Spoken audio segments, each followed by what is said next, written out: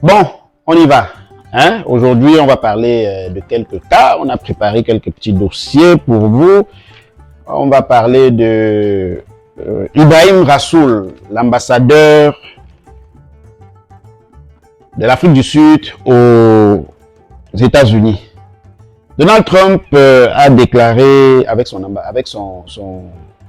régime, hein, son administration, ont déclaré Ibrahim Rassoul, l'ambassadeur des États-Unis, persona non grata aux États-Unis. C'est plutôt choc quand on sait que Donald Trump, depuis son accession à la magistrature suprême aux États-Unis, n'a cessé de proclamer des décrets compromettant les États-Unis, la politique américaine, sa crédibilité lui-même, et surtout mettant mal à l'aise les chancelleries, les pays étrangers. On sait aussi que particulièrement avec l'Afrique du Sud, Donald Trump s'est beaucoup frotté ces derniers temps. Depuis l'affaire du gouvernement raciste, Donald Trump avait taxé le gouvernement de Ramaphosa de raciste parce qu'ils ont voulu réorganiser et redistribuer les terres des Sud-Africains qui jadis avaient été très mal orientés et distribués de façon, je vais dire quoi, en fait, les Blancs possédaient plus de 80% des terres arabes. Pourtant, les Blancs ne constituent que 6 à 7% de la population sud-africaine. Depuis lors, Ramaphosa a décidé de réorganiser et redistribuer les terres parce que c'est très inadmissible. Donc, on ne parle pas de ça. C'était juste pour vous rappeler un peu à quel point c'est tendu entre les États-Unis et l'Afrique du Sud depuis un certain temps. Pour moi qui suis africain, ça me plaît beaucoup de savoir qu'un pays africain attire autant l'attention des États-Unis. C'est preuve que l'Afrique évolue.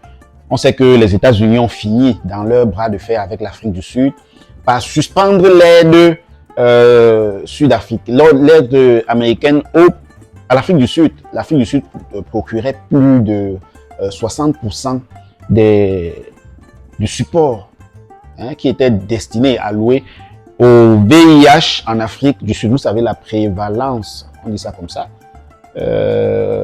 en taux de VIH en Afrique du Sud était très élevé dans les dernières décennies. Et il avait fallu que l'Afrique du Sud reçoive des aides d'un peu de partout. Et les États-Unis s'étaient portés garants. C'est pas aussi comme si c'était une aide tellement humanitaire, comme si les États-Unis ne gagnaient rien. Mais bon, on ne va pas tergiverser ou épiloguer. Bon, on va pas tergiverser là-dessus. Les États-Unis ont suspendu cette aide. Je ne sais pas s'ils pensaient que ça devait tuer tous les malades du truc là-bas aux États, en Afrique du Sud. Mais l'Afrique du Sud a très rapidement réagi et a restructuré. Ramaphosa et son gouvernement ont décidé d'augmenter les taxes sur certains produits et sur les impôts aussi sur dans certains secteurs afin de couvrir ce gap. Et comme une éclair dans la nuit, ça a été résolu. Donc, l'Afrique du Sud n'a pas subi de façon très directe comme on le croyait d'ailleurs, ou alors comme les États-Unis ou Donald Trump pensait devoir infliger comme peine à l'Afrique du Sud en stoppant de façon brusque et unilatérale cette aide. C'est un peu le mode opératoire de Donald Trump, car aujourd'hui, il a décidé d'expulser Ibrahim Rassoul, l'ambassadeur, de façon unilatérale. Et vous savez, quand un ambassadeur, ça ressemble un peu à ce qu'avaient fait les pays de l'AES, Mali, Burkina Faso et Niger à la France, unilatéralement. Donc, généralement, pour que votre ambassadeur quitte un pays, ça demande un peu en fait, ça demande de la diplomatie, ça demande de pourparlers entre les deux États amis. Puisque déjà, pour que l'ambassadeur vienne s'installer, ça demande des pourparlers, c'est tout un ensemble de process, de procédures, c'est de la diplomatie. Mais Donald Trump, lui, n'est pas très diplomatique depuis un certain temps, puisqu'il est dans la phase 1 de son mandat et décide de prendre des décisions de façon unilatérale. Il s'en fout de ce que ça va avoir comme retombée. Et ce n'est pas toujours une mauvaise politique. On n'est pas en train de critiquer la politique de Donald Trump, puisque c'est Make America Great Again, c'est l'Amérique d'abord. Et c'est ça le principe. C'est plutôt une bonne chose parce qu'il a été élu par les Américains pour les Américains. Quel que soit ce qu'il fasse à l'extérieur peu importe si ça nuit à d'autres pays, tant que ça rapporte ou que ça élève le niveau de vie ou favorise la vie aux États-Unis, c'est ce que son peuple attend. Donc, arrêtez de pleurnicher un peu par-ci, par-là, disant Donald Trump a fait ci, il ne se soucie pas. Pourquoi il doit se soucier des pays africains? Hein? Vous-même, les pays africains, vous ne vous souciez pas de vous. On connaît des pays où il faut que les populations se soucient d'elles-mêmes, mais elles n'arrivent même pas à se soucier d'elles-mêmes. Donc, pourquoi vous voulez que les États-Unis se soucient ou Donald Trump se soucie de vous? Hein? Aide-toi et le ciel t'aidera. Ne dit-on pas cela? Voilà. Donc, 3 jours pour Ibrahim Rassoul pour quitter le sol. Qu'est-ce qu'Ibrahim Rassoul a fait en fait? Il a participé à un séminaire virtuel. Ça, c'est ce que Donald Trump lui reproche. Un séminaire virtuel et il a qualifié la politique de Donald Trump de suprémaciste. Donc, il a qualifié la politique, il a osé juger Donald Trump. Et il le fait où? Étant sur le sol américain. Ça, c'est un manque de respect ou quoi? Point d'interrogation. Oser qualifier Donald Trump, hein? Et c'est tout simplement de la politique et c'est de la liberté. Mais quand tu veux qualifier le président du pays qui te reçoit, il faut quand même choisir les bons mots parce que faut pas qu'on se leurre, il faut savoir tromper, il faut savoir flatter, il faut savoir... La diplomatie, c'est aussi ça. Donc, vous pouvez pas être aux États-Unis, sur le sol américain et qualifier le président des États-Unis de quelque chose dont il n'aime pas. Voilà. Donc, du coup, on ne va pas dire qu'Ibrahim Rassoul est très innocent. Mais est-ce que ça valait le coup d'arriver à une expulsion du territoire des États-Unis de façon unilatérale? Point d'interrogation.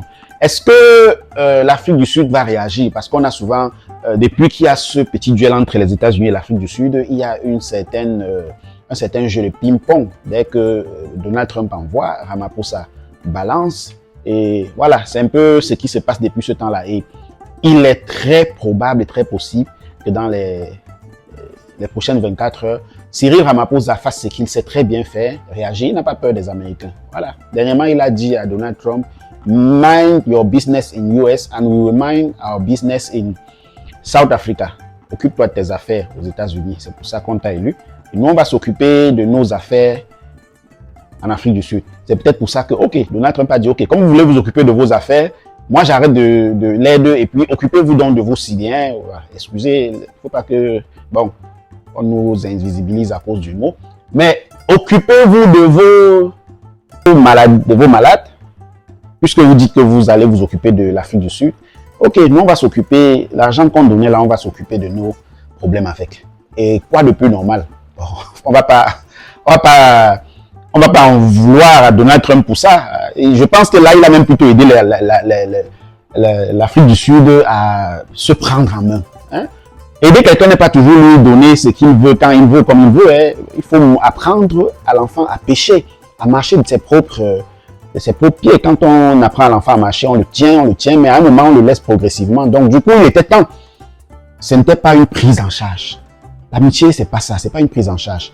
On t'aide, on te montre comment traverser le pont pour la prochaine fois où tu auras ce pont devant toi et tu te débrouilles toi-même à le faire parce que c'est pas parce que les États-Unis ont pu le faire pendant 5, 6, 7, 8 ans, qui était même déjà beaucoup et d'ailleurs, merci aux États-Unis pour ça parce que les États-Unis aiment bien qu'on leur remercie. Dernièrement, ils ont demandé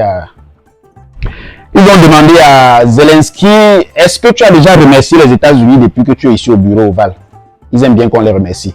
Les Occidentaux, bien sûr, en général. L'autre de France, Emmanuel Macron, a également taxé les Africains d'ingrats parce que les Africains ne les avaient pas remerciés. Décidément, les pays-là aiment bien le merci. Et je ne sais pas si eux aussi disent merci. Mais bon, Ramaphosa va-t-il réagir? Point d'interrogation. Que va-t-il dire? Point d'interrogation. Va-t-il également appliquer le principe de réciprocité? Point d'interrogation. Réciprocité, ça veut dire quoi? Ok, vous avez banni notre ambassadeur de chez vous. Nous aussi, on va bannir votre ambassadeur de chez nous. Ça, vraiment, si Ramaphosa le fait, ce serait la meilleure chose qu'un chef d'État ait fait en 2025, jusqu'à présent. Parce que vraiment, il est temps que les pays africains, et ça ne peut commencer que par l'Afrique du Sud, qui déjà peut sortir la tête de l'eau. Hein? L'Afrique du Sud n'est plus n'importe quel pays. Hein? Donc, un certain nombre de choses ne doivent plus être laissées passer par l'Afrique du Sud parce que l'Afrique du Sud doit pouvoir prôner par l'exemple au devant de la scène. L'Afrique du Sud a un certain niveau aujourd'hui où elle peut se réclamer puissance. Hein? Si on déclare, si on ne traite pas l'Afrique du Sud comme une puissance en Afrique, qui va-t-on traiter comme une puissance? Le Nigeria? Non. Donc, le boss Cyril Ramaphosa, on attend ta réponse et on espère que ça sera à la hauteur de l'attaque, parce que c'est une attaque, c'est une violation unilatérale du droit international. Dites-nous ce que vous en pensez en commentaire. Trump reproche les lois raciales, les lois en Afrique du Sud de racistes, je veux dire, parce que Ramaphosa veut rééquilibrer les terres qui appartenaient à 8% de la population, presque toutes. Voilà, donc Ramaphosa décide de faire ça pour son peuple. Afin de rééquilibrer les choses, Trump taxe la politique des raciales. Hein? Et il se permet, quelques jours après, parce que Ibrahim Rassoul, l'ambassadeur de l'Afrique du Sud aux États-Unis, a donné également un point de vue, parce que Trump avait donné son point de vue par rapport à la politique sud-africaine. Maintenant, l'ambassadeur décide de donner son point de vue par rapport à la politique également des États-Unis, en la taxant de suprémaciste. Trump se fâche, il décide de couper, de le suspendre, et voilà. Donc, ça, c'est la réciprocité.